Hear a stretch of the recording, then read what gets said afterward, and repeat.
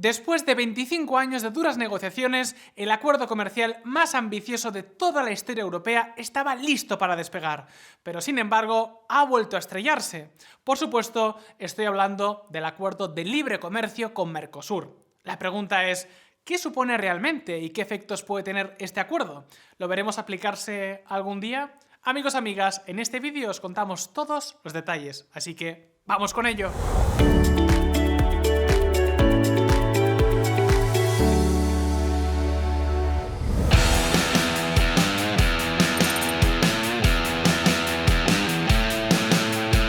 La Unión Europea se está despertando y lo hace después de años de estar prácticamente dormida. El punto de inflexión fue el Brexit.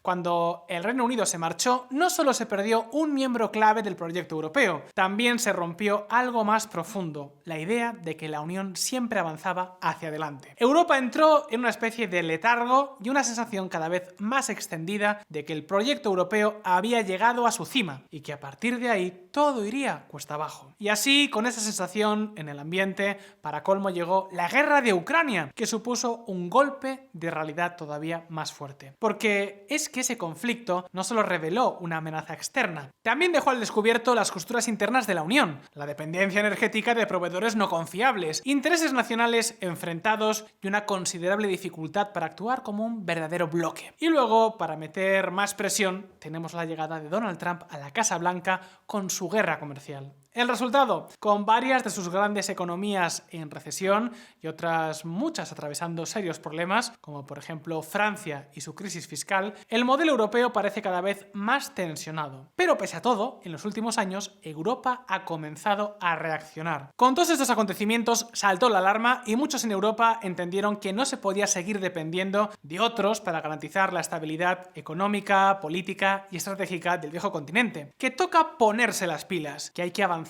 de verdad en una agenda propia que sea capaz de generar riqueza otra vez. Y también que hace falta buscar nuevos aliados en un mundo cada vez más fragmentado. Pero la pregunta es, ¿se está haciendo algo de todo esto? Pues a ver, la respuesta no es sencilla. Europa es un coloso, una especie de enorme transatlántico que cuesta mucho mover. Pero hay un terreno donde Europa sí que parece haber despertado de verdad. Un ámbito donde por primera vez en años está moviendo ficha con decisión. ¿De qué estamos hablando? Del comercio.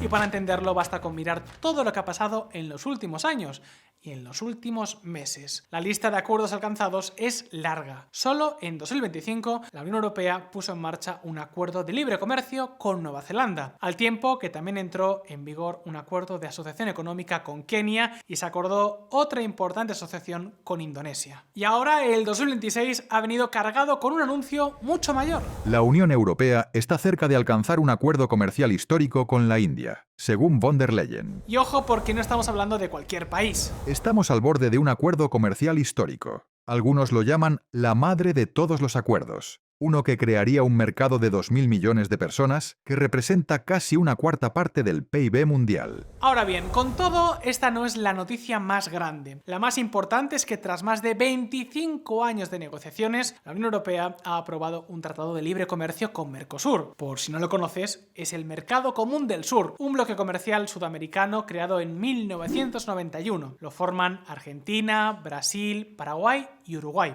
Y Bolivia está en proceso de adherirse. Juntos no solo representan una de las regiones más ricas en recursos naturales del planeta, también constituyen la sexta mayor economía del mundo y suman más de 270 millones de personas. Para que os hagáis una idea de su dimensión, solo en 2024 el comercio entre la Unión Europea y Mercosur superó los 111.000 millones de euros, más de 55.000 millones en exportaciones europeas y alrededor de 56.000 millones en importaciones. Y esto antes del acuerdo, porque una vez que entre en vigor todo apunta a que los números van a crecer con fuerza. Sobre el papel, el tratado promete más comercio, más oferta, más especialización y sobre todo un mayor impulso tanto para los sectores de alto valor añadido de la economía europea como para los productores agropecuarios y mineros de Sudamérica. Y bueno, a ver, dicho así, suena casi perfecto, ¿verdad? Pues aquí es donde tenemos que pisar el freno, porque aunque el acuerdo esté aprobado, el tratado está en pausa. Los legisladores legisladores de la Unión Europea votan retrasar el pacto comercial con Mercosur por preocupaciones legales. ¿Por qué? Pues principalmente porque hay un actor con un peso enorme que ha conseguido paralizar el acuerdo: el sector agrícola. Y es que aquí conviene que tengamos en cuenta algo que resulta clave. Cuando abres una economía al exterior, el balance global suele ser positivo, pero no todos ganan. Hay sectores que pierden porque al otro lado simplemente producen mejor o más barato o con menos restricciones. Es decir, los beneficios de estos acuerdos siempre se reparten de forma desigual. Muchos ganan un poco, pero unos pocos se arriesgan a perder mucho. Y aquellos que pierden mucho tienen incentivos claros para organizarse, presionar y frenar el acuerdo. Y eso es exactamente lo que han hecho. Pero, ¿qué dice exactamente el tratado? Y lo más importante, ¿qué consecuencias puede tener realmente? ¿Y por qué la Unión Europea está tan empecinada con él? ¿Qué inconvenientes puede generar? Pues bien, eso es exactamente lo que vamos a ver a continuación.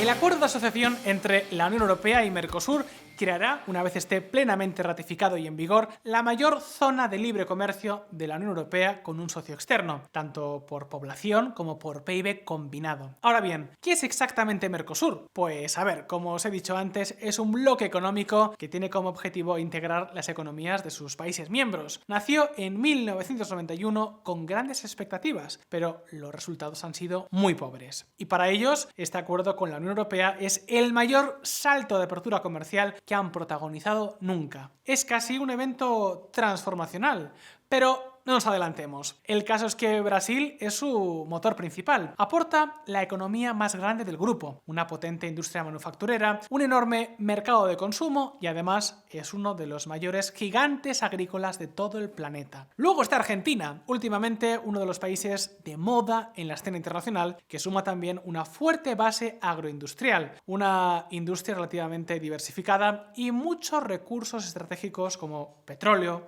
gas, litio y dentro de no mucho tiempo, cobre. Todos ellos son recursos claves, tanto para la producción de alimentos como para el desarrollo industrial de la región. Por su parte, Paraguay se especializa en agricultura de exportación y en energía hidroeléctrica, mientras que Uruguay aporta estabilidad institucional, altos niveles de desarrollo humano y productos agropecuarios de alta calidad. Esta es un poco la radiografía de este bloque, y creo que ya podéis ver qué es lo que destaca. En conjunto, los países del Mercosur forman un gigante mundial en la producción de materias primas, desde proteínas y cereales hasta recursos energéticos y minerales estratégicos.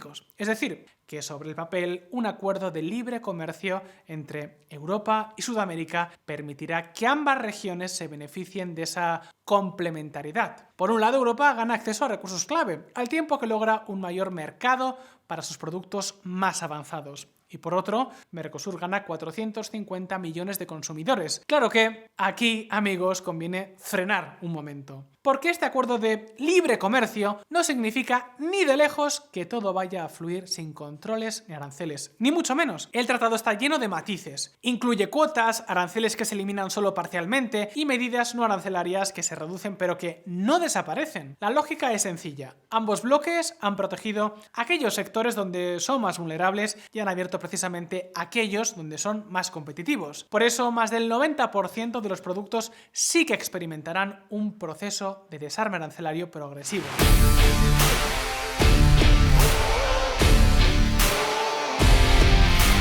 Pero hay un 10% que queda cuidadosamente blindado.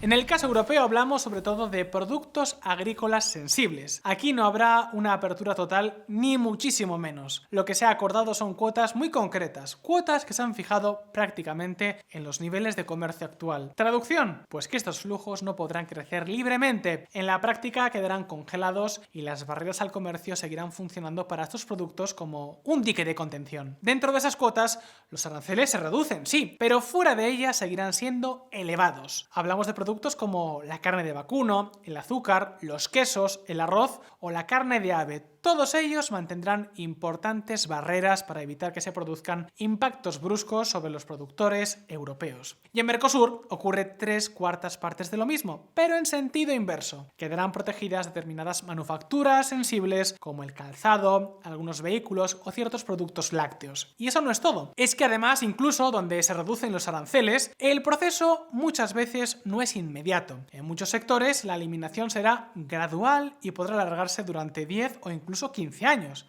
Es decir, no habrá un día 1 donde el comercio pase a ser de repente totalmente libre. Ahora bien, que haya excepciones no significa ni mucho menos que el acuerdo sea irrelevante, todo lo contrario. Ya os lo hemos dicho, para más del 90% de los productos sí habrá una reducción efectiva de aranceles. Y este no es un matiz menor, los datos lo dejan claro. El arancel medio de Mercosur sobre los bienes europeos pasará aproximadamente del 11% al 1%. Y en el sentido inverso, el arancel europeo sobre los productos de Mercosur se reducirá del 4 al 2%. Pero, ¿qué impacto real tendrá todo esto sobre la economía? A ver, es una rebaja que altera de forma sustancial las reglas del juego, pero hay que ser honestos. Como casi todo en economía, calcular el impacto exacto es extraordinariamente complicado.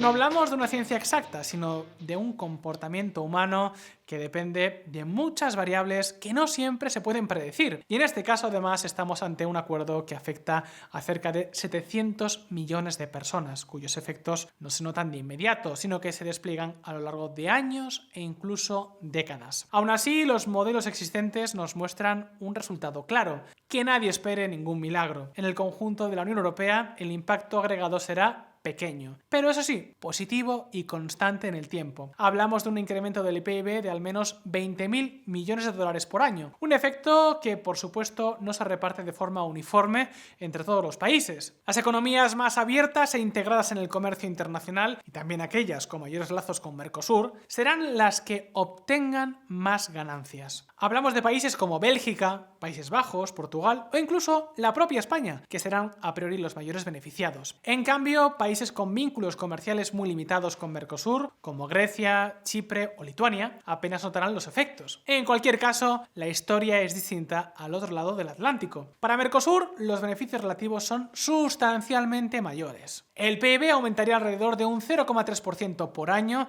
y sus exportaciones cerca de un 3,6%. Los salarios reales también subirían, especialmente entre los trabajadores menos cualificados. Por cierto, de los 4 países de este bloque, Argentina aparece como el país más beneficiado con diferencia, con un aumento del PIB cercano al 0,4%. Pero, ¿por qué este acuerdo beneficia más al bloque de Mercosur que a la Unión Europea? Pues a ver, la asimetría tiene una explicación muy clara. Mercosur partía de una posición mucho más protegida con aranceles considerablemente más altos. Abrirse a Europa supone, por tanto, un cambio mucho mayor para sus economías. En el caso europeo, en cambio, los aranceles ya eran más bajos y muchos sectores sensibles permanecen parcialmente protegidos. De hecho, si bajamos al detalle sectorial, el patrón se repite.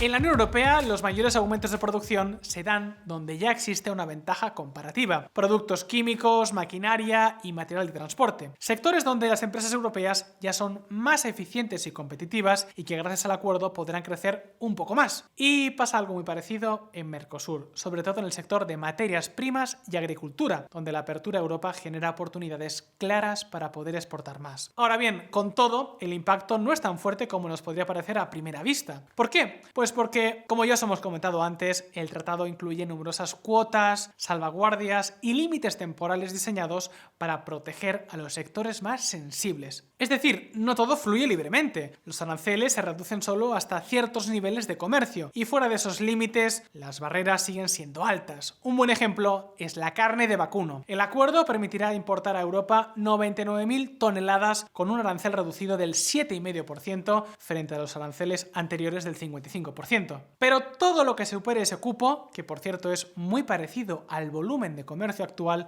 seguirá teniendo aranceles muy elevados. La idea es que de repente no se produzca una inundación de mercancías que hundan la producción y los precios locales. Pasa en la agricultura y también, por ejemplo, con la industria del automóvil, donde la apertura será lenta, muy lenta y escalonada, con plazos de hasta 15, 20 o incluso 30 años para vehículos eléctricos y nuevas tecnologías. La idea es que las industrias puedan adaptarse sin que la producción sufra golpes drásticos. Claro que hay muchos expertos que no están de acuerdo, que consideran que se debería ir mucho más rápido, ya que limitando la presión competitiva se restringe la innovación y la eficiencia. En cualquier caso, estas precauciones, como os podéis imaginar, limitan el alcance de esta aventura.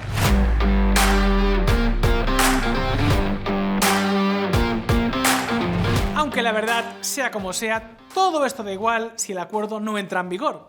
Y ya os hemos dicho que por ahora está parado. ¿Por qué? Para entenderlo, primero tenemos que comprender cómo funciona el proceso de toma de decisiones dentro de la Unión Europea. Y a ver, la UE tiene competencias importantes, sí, pero no todas. En muchos casos, las decisiones no se toman solo a nivel europeo. Muchas también tienen que ser ratificadas por los parlamentos nacionales. Y ahí es donde surge el problema. En asuntos comerciales, la UE sí puede negociar y cerrar acuerdos por sí misma, pero en temas políticos la cosa cambia. Al inicio, cuando se trataba del acuerdo con Mercosur, la Comisión Europea solicitó al Consejo autorización para comenzar las negociaciones y alcanzar un acuerdo político-económico. Eso habilitó la negociación, pero para que el acuerdo fuese plenamente aprobado, tenía que pasar por los parlamentos nacionales. La Comisión no podía acordarlo unilateralmente. Claro que, hecha la ley, hecha la trampa. Para intentar sortear este obstáculo, decidieron dividir el acuerdo en dos grandes patas. La primera es el pilar económico o comercial, que abarca aranceles, cuotas, propiedad intelectual y todo lo relacionado con el comercio. La idea era que esta parte pudiera aprobarse como un acuerdo independiente